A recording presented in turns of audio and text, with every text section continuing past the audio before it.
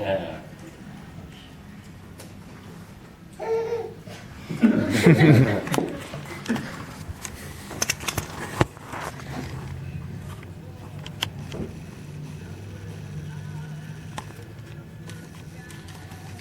Okay. All right.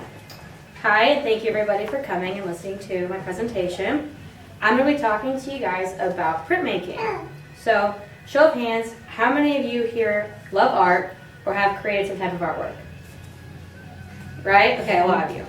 Well, I've always loved art, and ever since I was a little kid, I've always loved it. So, I'm a student at University of Nebraska-Lincoln, and I was required to take an art class.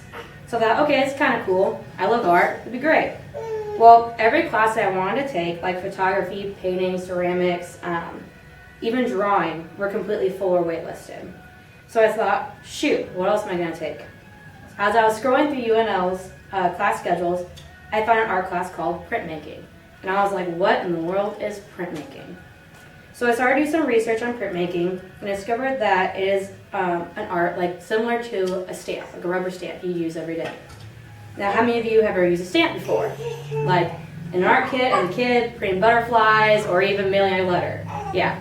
So the stamp that we commonly use today resembles a genre of art called printmaking. After completing my research, I decided to take the class. I discovered that printmaking is a genre of art that focuses on many techniques such as woodcut, painting, and a lot of patience. Printmaking allows your creativity side to open up and allows you to express your feelings through your artwork. According to Scott Adams from his book, The Dilbert Principle, he quotes, "Creativity is allowing yourself to make mistakes. Art is a knowing which ones to keep." People should use their creativity in the best way possible, whether that is in their artwork, their career, or even resolving issues at home through creativity. So, by deciding to partake in this class, I allowed myself to have my creativity side open up. During my printmaking class, I learned about the history of printmaking, the techniques, and how to create a picture in printmaking. So first, I'm going to cover the basics of tools and styles of printmaking, and then lastly, I'll take you step-by-step process of creating an image through printmaking. Now I'm sure you're all super interested and excited to get going, because once we conclude with this presentation, you'll be able to go home and make your own image. First, we must ask ourselves, what even is printmaking? Printmaking is the process of making artworks by printing on paper. Sounds pretty simple and easy. Well, according to the Encyclopedia of Art, printmaking covers only the process of creating prints that have an element of originality rather than just being a photogenic reproduction of a painting. Sounds like a lot of jumbled up words. Pretty much what it's saying is printmaking, every time you make an image in printmaking, it's completely unique. It's never going to be the same. Versus like taking a picture in photography, you can reprint that image 20 times and it'll be the same image. Printmaking, you can try and reprint that image 20 times, but something about it's always going to be different because you can't just copy and paste. Now, the second question is, what are different types of printmaking? There are many, many different types of printmaking, but I'm only going to cover 3. The first one is collograph, which is a type of printmaking where an artist may use paper, wood, metal, or plastic to express their painting. The second type is intaglio. Intaglio is a design in size or etches the surface of an object. The most common surface object is copper. So as you can see, I have a copper plate of my own that I made in my printmaking class. Now it's kind of hard to see the image, so if you want I can pass it around for y'all to see. But when going through the process, it ends up making a picture like this. And that is the image that I printed afterwards.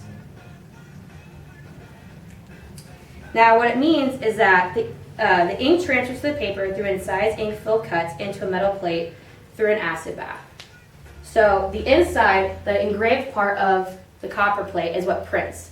Not like a stamp where it's the outer part, it's the inside. Now the third type is relief print. Relief print means an image is printed from the raised portions of a carved, etched, or cast block. A great example is a stamp, like I explained earlier. Another example is woodcut. So, my own woodcut, it's kind of hard to see because I have ink all over it still, is one I made right here.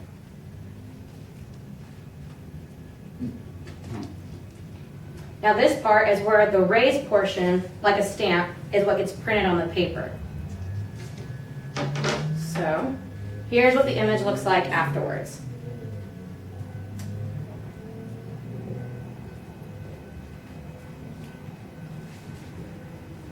Now, the third question we must ask ourselves, how many different stencils or methods can we use?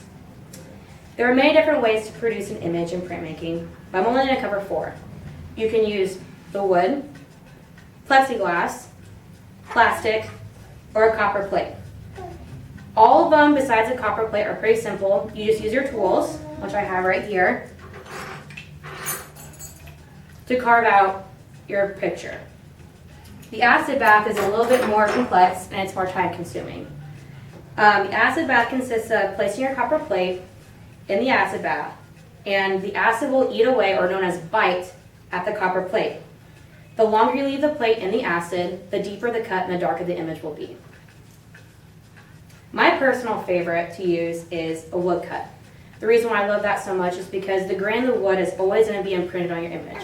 Kind of like how you see in my picture here. The image is, you can always see the grain, and it leaves more of a naturalistic look. The last question we must ask ourselves is, what are the different types of ways to print?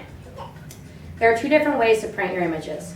One is a spoon, which means you place your paper on a print or stencil and use a spoon to apply pressure on desired areas. A printing press is the second option, which, depending on what type of print style you are using, so like relief or intaglio, you set your weight to desired pressure and then run your print through the press.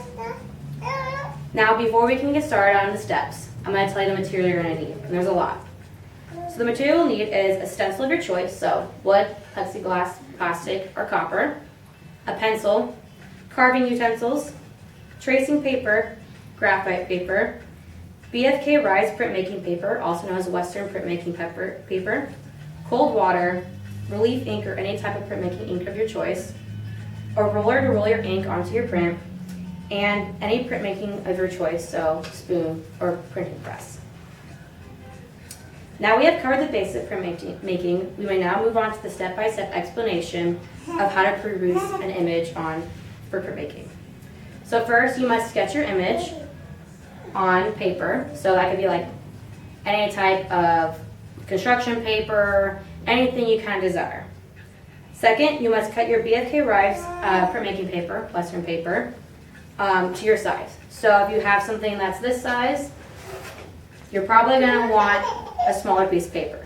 But you're not going to want to use the same piece of paper for something this size. So make sure you cut it approximately to the right size. Then you must trace your image onto your tracing paper. Once you have done that, you must use the graphite paper if you're using some type of wood. So the graphite paper, what you do, a short explanation. Let's pretend that this is my graphite paper, and this is my graphite paper. This is my tracing paper. So what you'll do is we'll put your wood here, your graphite paper, and then your image of your trace paper.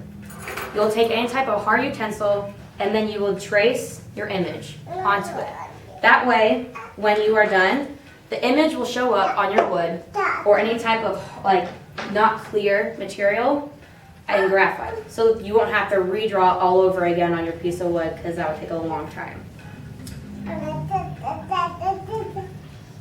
And so here's an image of what you would do to trace it.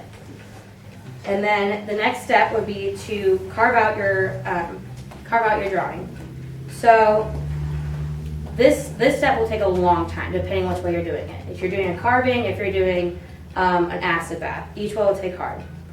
The next one would be to place your printmaking paper in water. And then the reason why you put it in water is because printmaking paper is thicker than regular paper. So once I pass it around, you can feel how thick this is compared to a normal construction paper. So putting in the bath for 15 minutes allows the paper to soften and allows the ink to be able to catch onto the surface easier. Once you have done all this, you may roll your ink on top of your print. Once you have done that, you may place your Western paper, take it out of the bath, dab it off a little bit, and place it on top of your image. If you're running your image through a printing press, place the print in the paper through the press, just as simple as that. If you're using the spoon method, place the paper on top of your print and then use the spoon